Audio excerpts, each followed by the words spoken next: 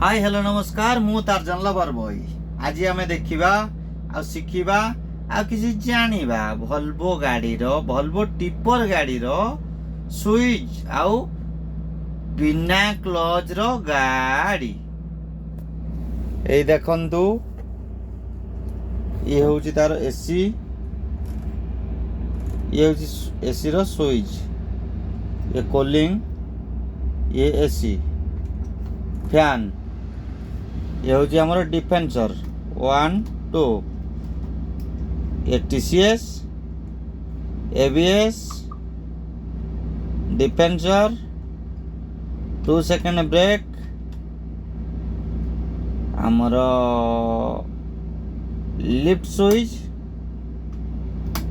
Parking brake, indicator पर signal, engine control, wiper, headlight. आ देखिए तार क्लच नहीं एमदी उठेबे लगिला तार गियर। ये बर्तन मैनुअल 5 गियर अच्छी। क्लच रो कौन सी आवश्यक नहीं। आओ बड़ डिस्प्ले सहित टोटाली डिफरेंट अलग गाड़ी अपेक्षा वोल्वो टिपर पूरा डिफरेंट। ये देखंतु बर्तन गाड़ी आमर न्यूट्रल पोजीशन पार्किंग ब्रेक लगेबा।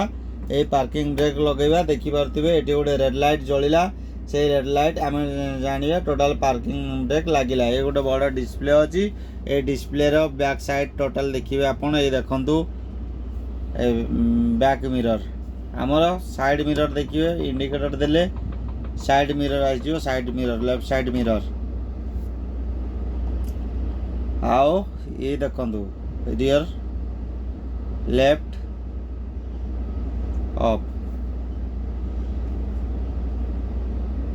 तापरे ये टोटल बाँ साइड गोटे सीट एटी गोटे ड्राइवर सीट आउ किछि नै। सीट भी पूरा बैलून सीट काच उठेबा को ए स्विच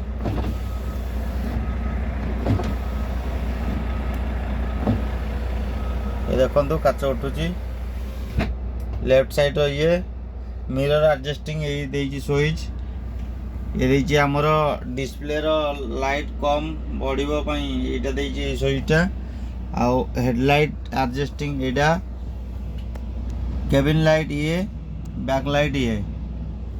तो आपन तो बाकी सब किसी जानी थे ये छोट छोट जिनस जोटा कि आपन तो केबे जानी नथिबे ना से जन देवा कथा गोटे खुशी आउ किसी गाड़ी विषय जानवा आपन को कमेंट बॉक्स रे कमेंट करिया को पड़िवो।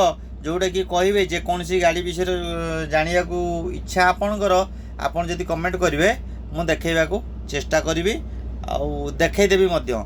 तेणु आपण मैंने प्लीज प्लीज प्लीज कमेंट करंतु। कमेंट जनातु आपन को कौ गाड़ी विषय जानवर अच्छी कौ गाड़ी कौ मेसीन विषय जानवा को अच्छी आपन कमेंट माध्यम रे जनातु। आ मु आपण मानकु जणाइबा को चेष्टा करिवि जणाइबि मध्य। ए मिनी ब्लॉग को एठी शेष करछि। Bye bye tata see you. फिर मिलेंगे दूसरा वीडियो में।